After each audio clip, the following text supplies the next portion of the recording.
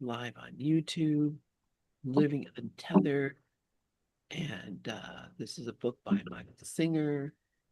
And so I went back a page, and so I will start reading.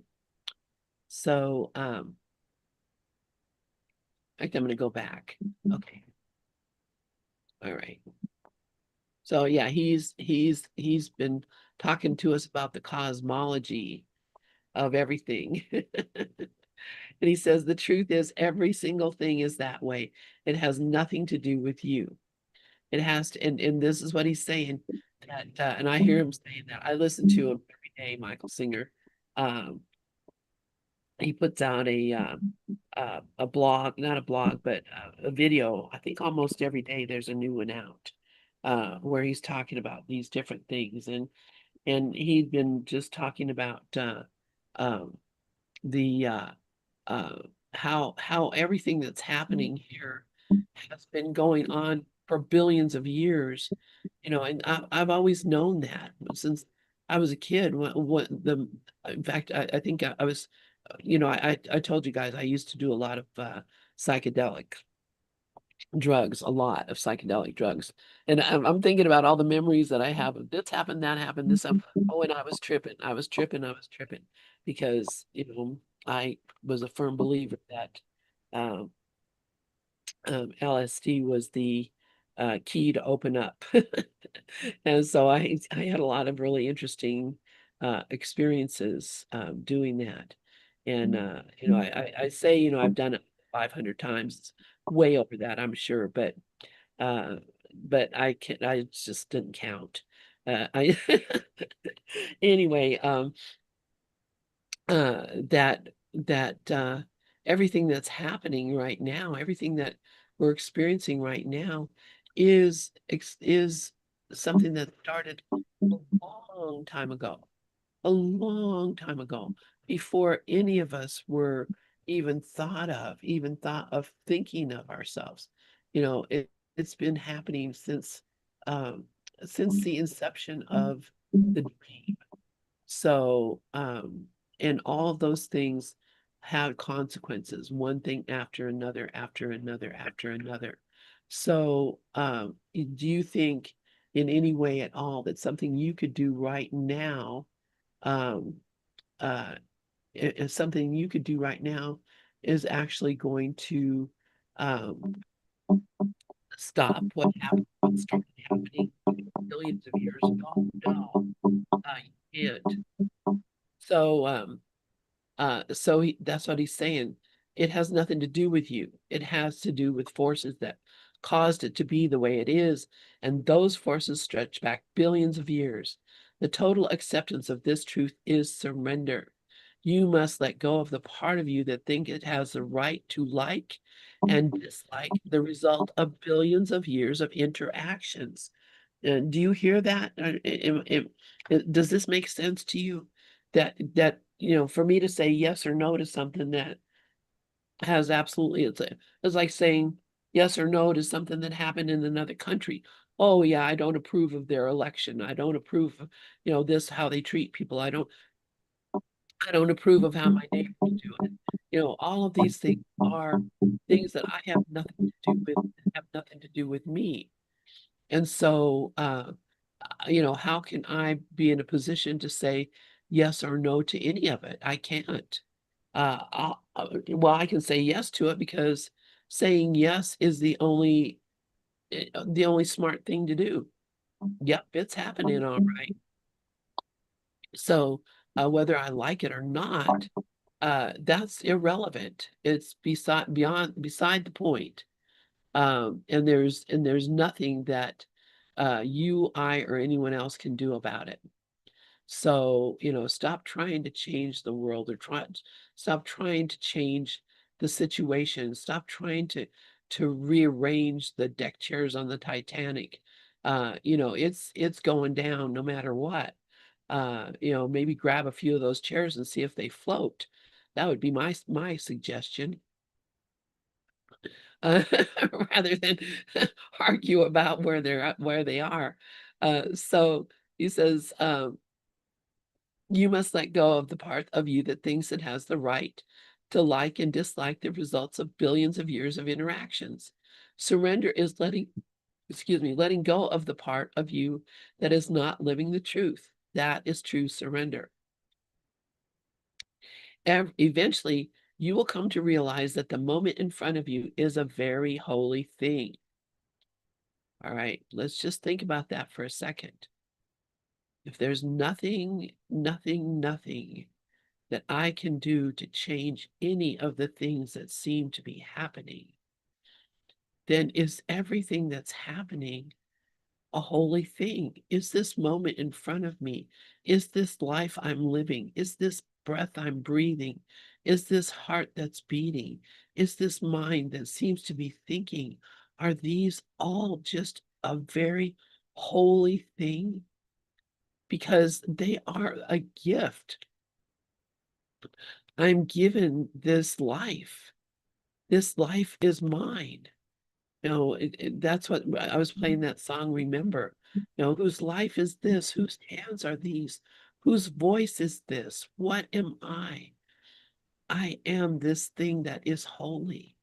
So, when we begin to recognize that everything is holy. Everything is holy now. We have a beautiful Peter My song called Everything is Holy. And not Peter My. I'm thinking about somebody else.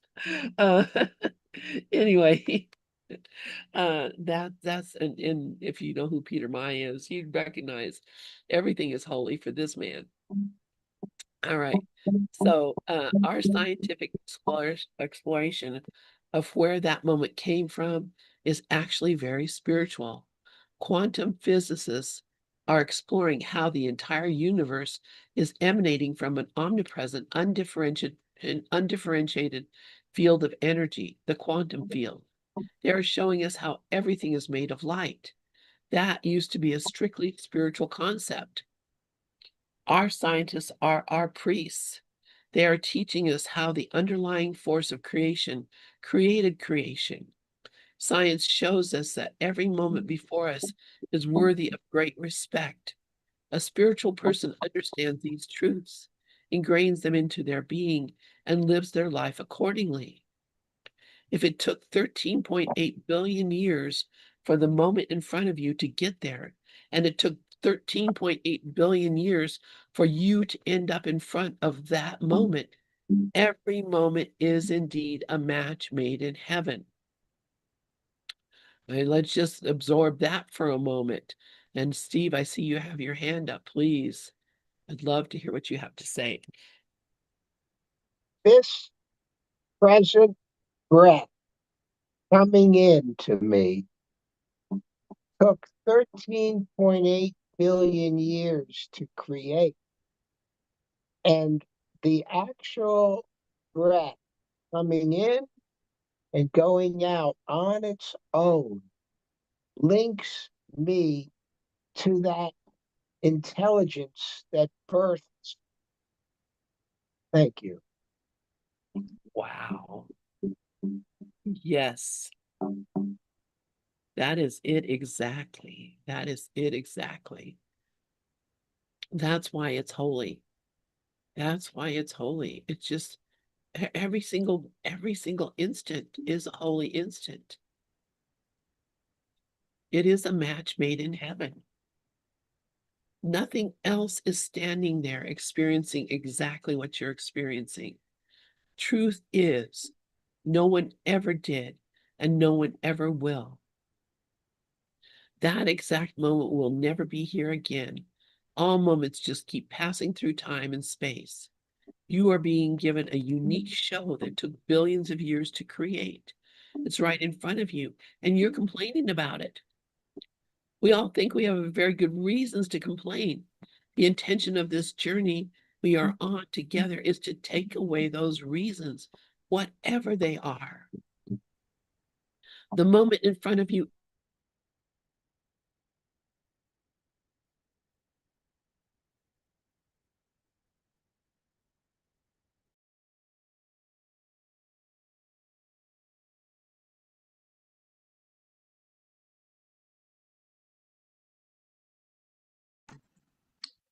Is it just me or is Lynn muted? Lynn's muted. Lynn's Oh, muted. it's not showing her muted, but um, Lynn, we can't hear you.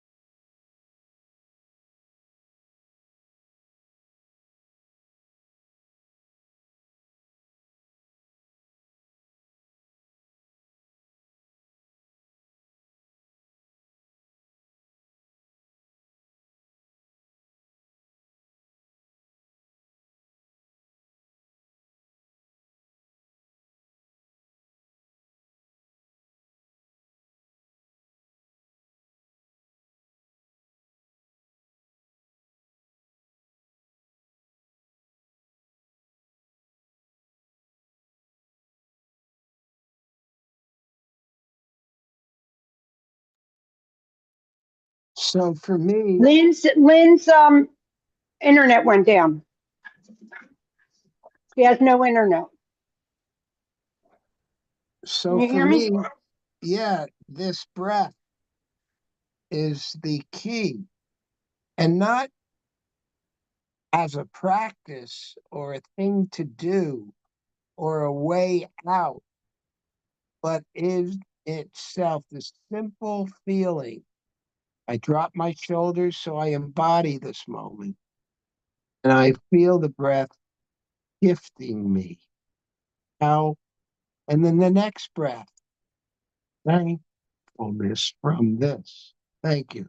I'm complete. And thank you, Robert Dino James, for telling me to mute my mic.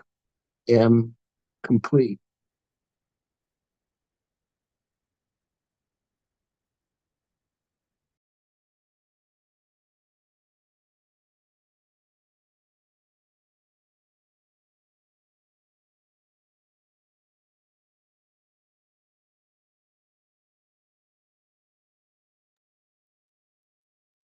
In response to Deb, I totally agree with everything being said, yet still want to say, why do I have such a headache?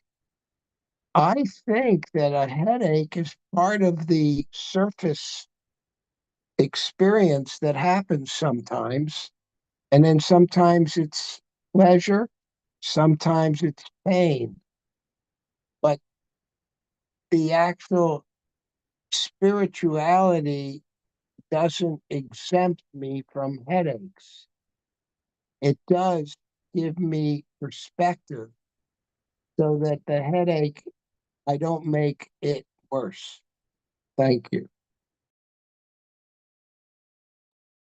Thank you, Steve. This has been the physicality of what I've been dealing with. And I know that my mind focuses more on the pain than I need to. And yet, pain is a tricky one. We've talked about this in this group, and I get so much help from you all. And I'm thankful that you let me keep bringing it up and that you remind me I am spirit. This pain is not forever, and it's not always continuous. And even if it was, if I accept the truth, I'm okay, just like we said earlier. Anyway, thanks. I think Lynn's back. Yay. Yeah, I think I'm back. Yeah. I don't know what happened, but yeah, internet went down. It does happen occasionally, and uh it hasn't happened for a while. It just has happened now. So so I missed what you said, but that's all right. Nikki has her hand up. Go ahead, Nikki. Yeah, I just wanted to respond to what Steve and Deb were talking about. You can see in the oh, maybe you can't see in the chat because it doesn't. Deb wrote, "I totally agree with everything being said, yet still want to say, why do I have such a headache?" And what what came to my mind was something that I heard on a Ken talk. I think it was yesterday. He said, recognize the difference between a preference and an investment. And the example he used was if you like chocolate ice cream, but the restaurant you're at is out of chocolate ice cream, you can either stomp out the door and go to a Baskin Robbins and get your chocolate ice cream, with resentment, or you can have vanilla, or you can have no ice cream. And that you can have a preference for chocolate, just like we can have a preference for not being in pain. I prefer not to be in pain. I don't know if it's my age or what, but I have regular instances of physical pain nowadays, and I I would prefer not to, but I'm getting to the point where I take a Tylenol because I don't feel like indulging the pain, and I'm not going to sit there and say, "Oh, I'm too woo-woo for Tylenol." I'm going to do something if there's something to be done. But I'm also not going to have a huge investment on whether I experience pain or not. I try and keep some equanimity in the whole situation. So there's my 2 cents. Thanks. Yeah, thank you, Mickey. Absolutely. That's it is it is a choice. It doesn't seem like it. It seems like, I'm being manipulated or forced by things that are outside of me. And, even a headache or a backache or not being able to breathe, these are all things that are just uh, the circumstances that, I'm surrounded by. I was thinking last night, and I see Steve has his hand up. I'll turn it over to him in just a second. But I was thinking last night about people, I think just recently, like within the last month, the last person who lived in a iron lung finally passed away. And I thought about that. I mean, that's just such a horrific thing to think of, being basically having to lay in a chamber that forces your body to breathe, and not being able to get up and go run around, go do things, do anything, but just be in that place. Or like Stephen Hawking, who, he was not in control of his physical body in any way at all, and had to, basically everything had to be done for him. And he was, he couldn't even talk. He couldn't, but his mind was still alive and alert and free throughout all of that. And, I think, geez, at least, I have some choice about, where to go and what to do.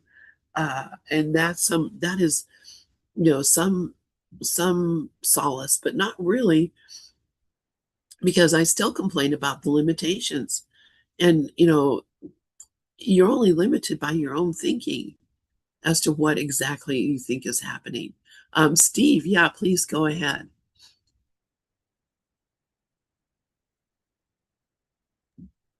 I wish I could quote Chat GPT because I was discussing this.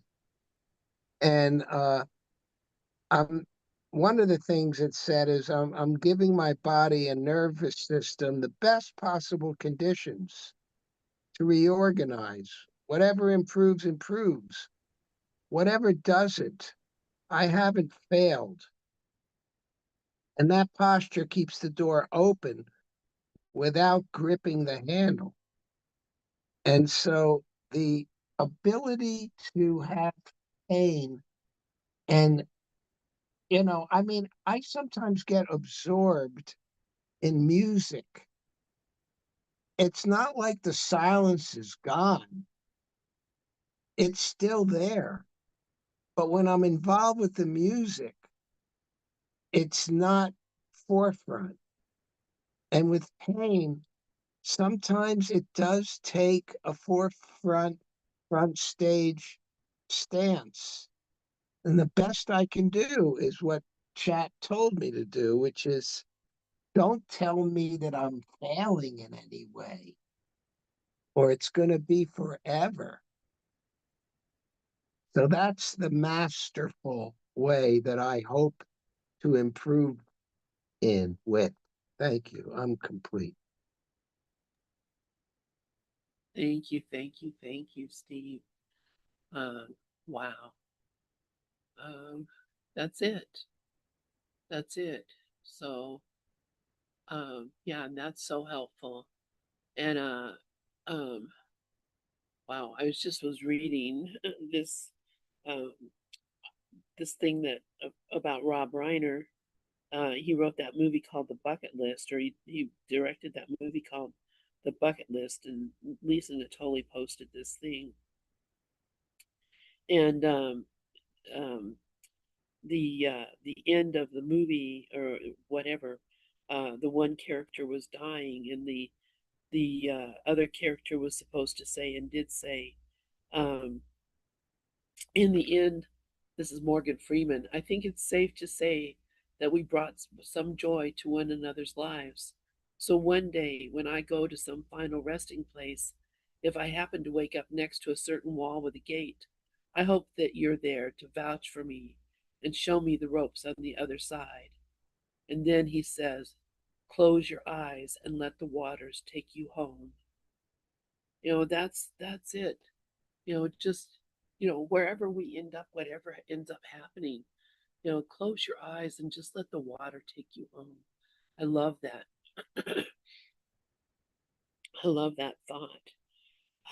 So I don't know. Do we want to go back to the book since all this interruption took place? I'm going to go ahead and can I do this? You know what? I'm going to have to go out and come back because something here is gone wrong. And Robert has his hand up. Go ahead, and Robert, and I'll be right back. Okay, great. Deb, I was just sitting here and I was thinking about something I saw years ago. I love movies. Movies talk to me. And there was a great movie called Grand Canyon. And in that movie, this guy's wife finds a baby and she brings the baby home. And he said he didn't know how to handle it. So he starts going, oh no, I'm sorry, I have a headache. And I love her response. It was a headache is a totally uh, inappropriate response to a miracle. And I just thought you might get a kick out of that because I love that.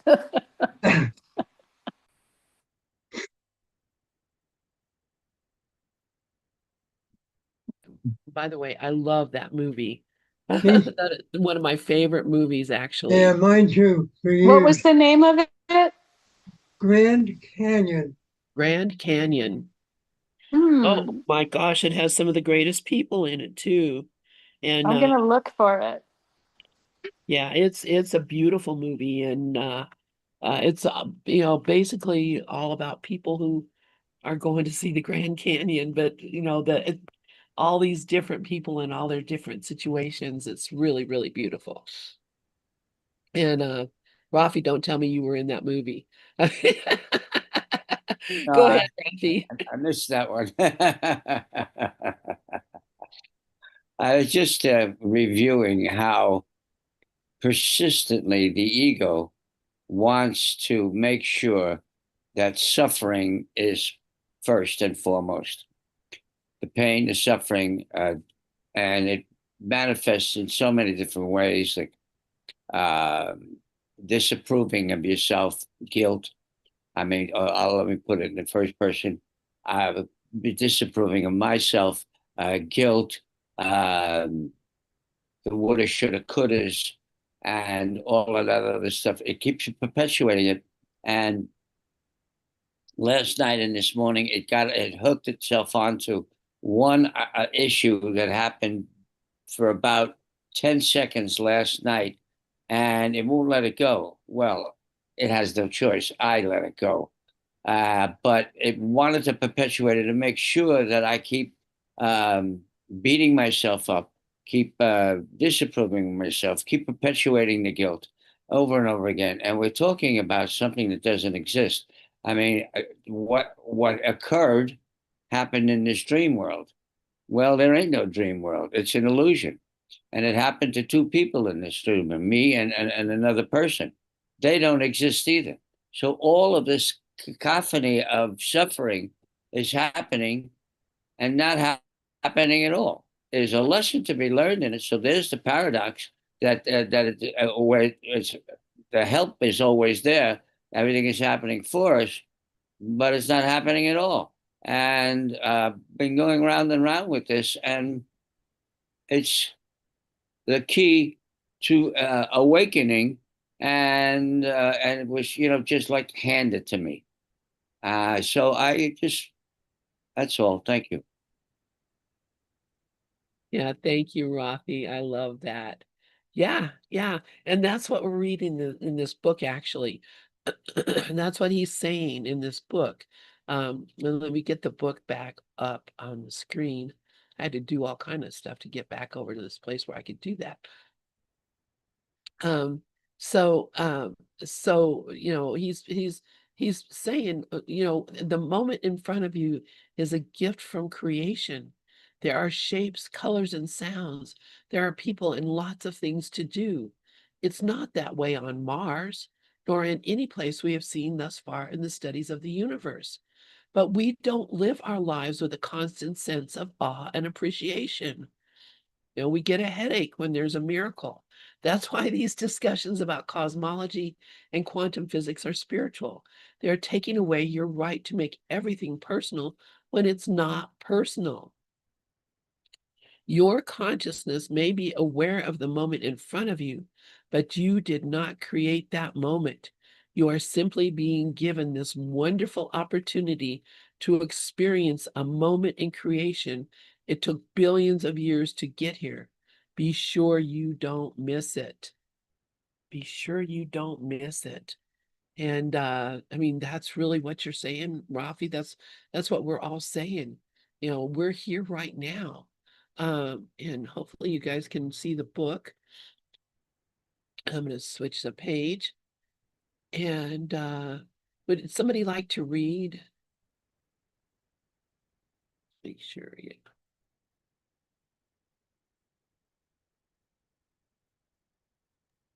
Yeah, I'll take it. Great. Thank you, Rafi.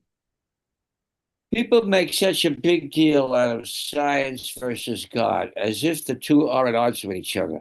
You got that? The real problem is that people don't truly believe in either. Well, not every people. If you believed that science explains the creation of all things, you would live your life with the constant awareness that everything you are interacting with is emanating from the quantum field, pulling itself together into atoms and molecules that appearing as the form before you. You would not like it or dislike it, you would be in awe of it. Likewise, if you really believe God was the creator of all things, you would live in awe and appreciation of the marvel of the divine creation. You would not like it or dislike it, you would be blown away that it even exists. You live in a world where a seed falls on the ground and it has a built-in chemist that knows how to break down the molecules of dirt and water, mix them together, mix them with sunlight, and combine those substances into a cornstalk or a tree. You're taught that this intelligent chemist is the complex DNA molecule. Where did this amazing molecule structure come from? All its elements are forged in the stars and then naturally got pulled together into the DNA structure by the four fundamental forces: gravity, electromagnetism, and the strong and weak nuclear forces. Human intelligence had nothing to do with the creation of DNA, yet DNA is responsible for all the plant and animal life on Earth. What a complicated dream. We live in a world that is so perfect it should constantly blow our minds, but we are so lost in making it all personal that we miss both the greatness of science and the greatness of God. There's a lot of accusing in this. We begin this exploration by asking what it's like for you in there. You know you're in there. What is the nature of the experiences you're having? To answer this, we explore the origin and nature of the outside world in which you live. Hopefully, you have more respect and appreciation for it now. That moment in front of you is special. You might want to practice appreciating it and notice the effects that has on your life. Now, we're going to work with the mind and its thoughts, then the heart and its emotions. They don't come in through your senses, but they are certainly things you experience. As we comb through each layer, it's going to become easier and easier to let go, to accept and surrender. Remember, you are not surrendering life, you are surrendering your resistance to life. We can use the term mindfulness to mean that you are always conscious of what is really going on around you and inside you. You're not just conscious of the appearance of things, but also their true nature, where they come from, why they are the way they are, and what it took for them to manifest before you. Mindfulness is a natural, effortless process once you let go of personal distractions. Instead of thinking that the moment in front of you has to be a certain way, you start thinking that it is pretty awesome the way it is. In fact, it's amazing that it even exists, and it doesn't. From now on, everywhere you look and everything you interact with, be sure to say thank you and be sure to pay tribute to the stars. They're not just romantic things twinkling in the sky, they are the furnaces of the universe. They have created everything for you. Can you thank them? Can you appreciate this truth and understand that you didn't do anything to deserve the trees, the oceans, and the sky? You don't even know where you came from. You're just in there experiencing this amazing gift unfolding before you. You don't even know where you came from. You're just in there experiencing this amazing gift unfolding before you. This is spirituality, coming into harmony with reality instead of your personal self. Thank you, Rafi. Does anybody have any comments about this? I know I do, but I'd love to hear what everyone else has to say. Lester Levinson, you put it so succinctly. He said, what you're looking at is an illusion, but it's perfect. And there's the paradox that makes it so. And pretty much that's what I got out of all of this. Be grateful for it all and love it and be in awe of it all and know that I'm the dreamer of this dream. How did I put this dream here? And how is it not real? And how is it here to help me wake up from the dream? It's woo. I love all that. Yeah, that's so beautiful, and thank you, Rafi, and just the appreciation of the dream. We're so busy bashing the dream, but have we ever stopped to think, wow, if it wasn't for this, I would be completely lost. Welcome, welcome. Steve, yeah, please go ahead. When I heard him say, be thankful, what came up for me is that gratitude and thankfulness comes in my life when I find myself oftentimes catching myself struggling and then letting go and feeling peace again, stopping circumstances dictate my peace. And this thing of just giving thanks or practicing gratitude is a natural outcome of being at peace, which comes from recognizing, for me, oftentimes, when things in my circumstances are working perfectly, which sometimes happens, and catching myself giving the wheel over to unfavorable circumstances me actually giving the wheel over of my peace to the temporary present circumstance.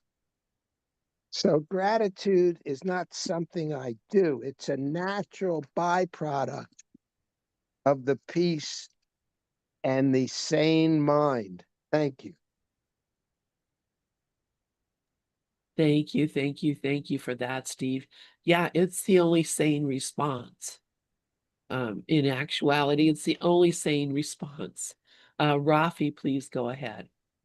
Did you ever notice that every time you share, you say exactly what has to be said and it's effortless? We don't plan it usually. We start talking and the right words come out. Now, how does that happen?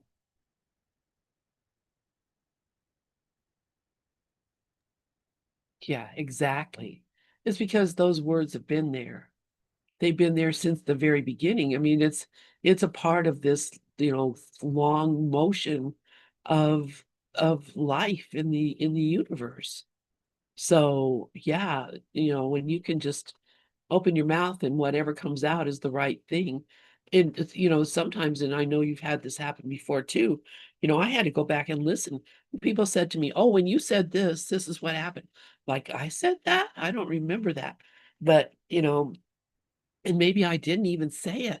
I'll go back and listen, and I don't hear myself saying those things, but you're hearing what you need to hear, no matter what I'm saying. That has been my experience.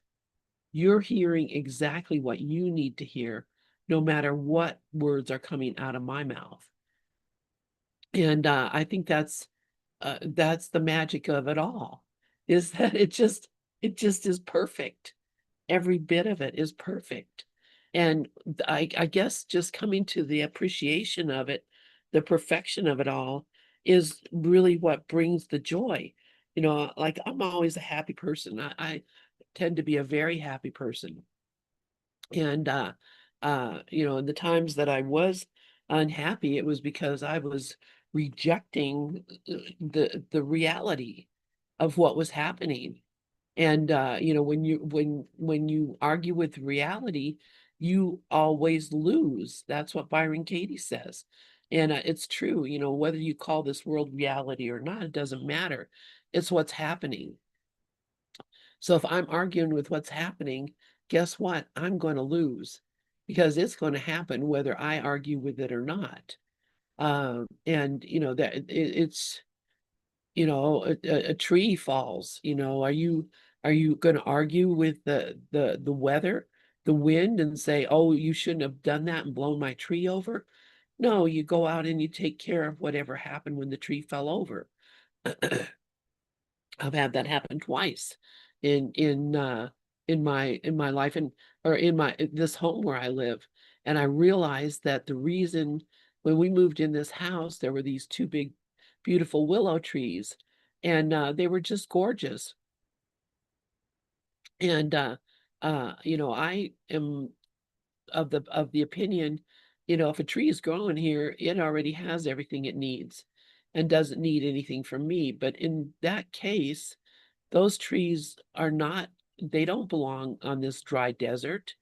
They're not out here growing in the middle of the desert unless you pour a ton of water on them or give them a lot of water, which I did not realize at the time. I was kind of naive about tree life, and so I didn't.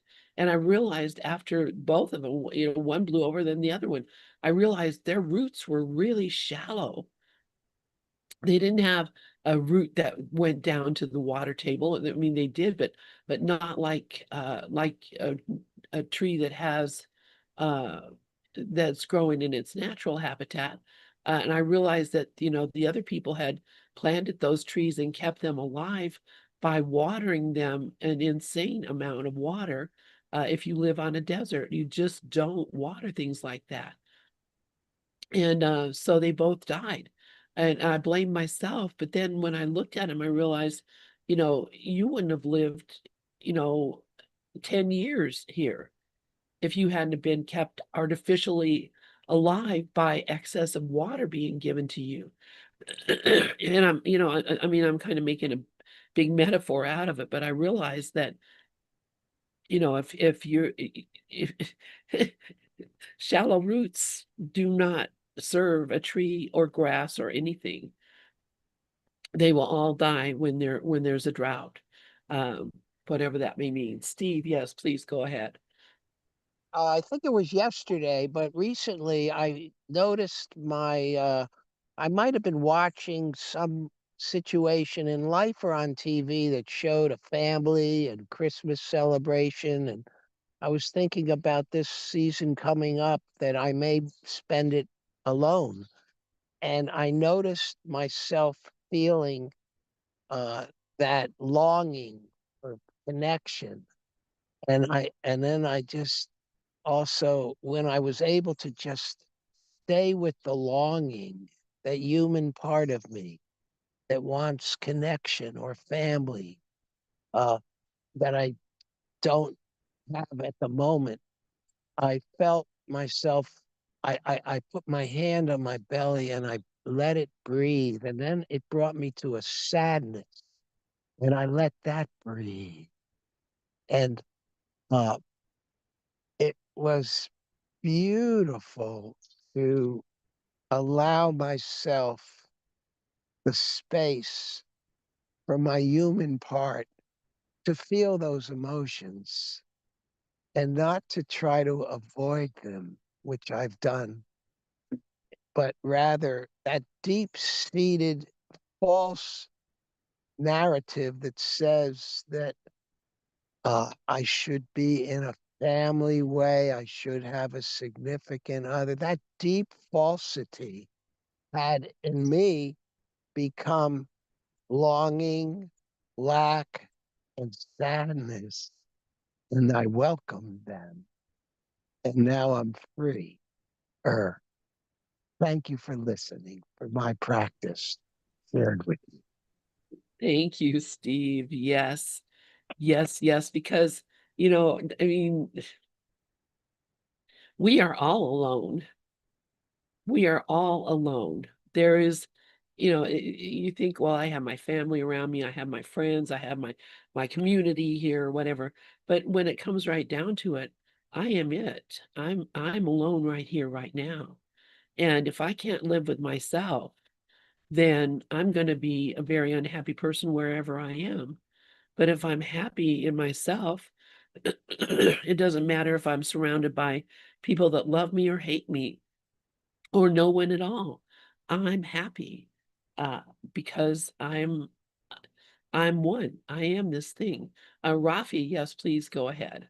What Steve just described is releasing. Way to go, Steve. It happened to you organically. That's beautiful. Yeah. Yes, letting You, my emotions breathe. yeah. Thank you. Letting them be there, welcoming them, being one with them, and they'll just go on their own. But you make the decision to let them go, they'll go a little quicker. But you just described, releasing beautiful. Way to go, pal. That's terrific. You see how God divinely guided we are? Woo! Absolutely. Thank you. Thank you. Thank you, Rafi. Thank you, everyone. This has been an interesting hour. It's been actually an interesting 2 hours. I'm going to go ahead and close down the YouTube and get set up now